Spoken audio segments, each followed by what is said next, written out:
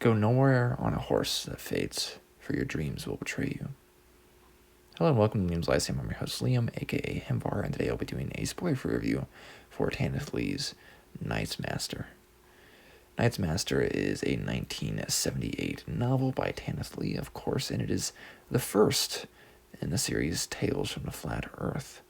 It is a very atmospheric book that isn't really a proper novel at all, nor is it really a fix-up. It is kind of a series of vignettes, or it's a florilegium of stories, maybe a bit more like 1001 Nights. Our main character, normally has a backseat actually for each tale. There is a main character though. I would say this is Azron, Prince of Demons, ruling from the city of Druhim Vanashta, the only city on the underneath where the sun never shines. The later editions have a preface by Lee, who says she was inspired by Oscar Wilde, and the book is pretty open sexually. It was still a bit shocking in the first story, when a man raises a boy just for them to become lovers. So talk about grooming there. But and shortly after, a demon kind of like a dwarf sleeps with a spider of all things. Later, there is also rape and some other monstrous sexual things that don't quite feel right, but just heads up. It didn't really detract from my enjoying of it so much. It's just very interesting, a very certain tone to this book.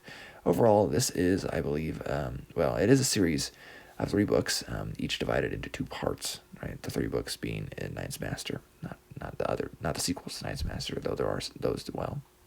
The 2 parts are tangentially related, and so are the books together, as they do take place in a noticeable chronology, but it's also not that notable. As has been mentioned by many a reviewer and the author herself, this is a series of tales, again, akin to the Arabian Nights. We don't learn lots of polities and big movers, and only really as they come up are they important. A lot of time seems to have passed as well through this, so it's not that important, right? We don't need all this exposition. That would very much hinder the book. Events happen very quickly, and they read like a mashup of myths and fables.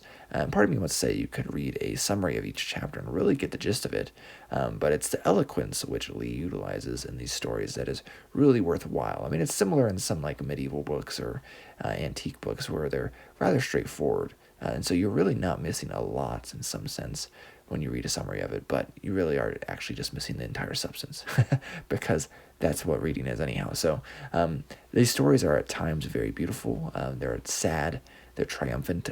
There's a romantic reversal of emporium that is achieved, or even the grotesque or odd or enchanting bits that are brought shining to the reader's eye. And it's all rather short. I was impressed the emotion Lee got from me for some of these characters, many of which are very briefly on the page, and none for too long ever. We have Sevish, Farazin, Kazir, Zorashad, Mirash, Jurim, Bisuna, Queba, Shazael, and Drazaim, and even the 7 Sisters.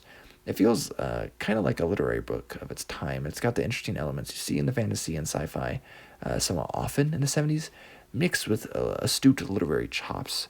And so while not a favorite of mine, definitely worth the read. It was rather short anyhow, and much more digestible than the other Lee I've read, which is The Birth Grave, and I've read some of her short stories, I guess, as well at this point. So it also is apparently similar to Gaiman's Sandman, but I've never read any Gaiman or Gaiman, however you say his name, and I don't really want to. But either way, I definitely will be reading more Lee, though. So anyways, Liam from Liam's Lyceum. I'll catch you next time.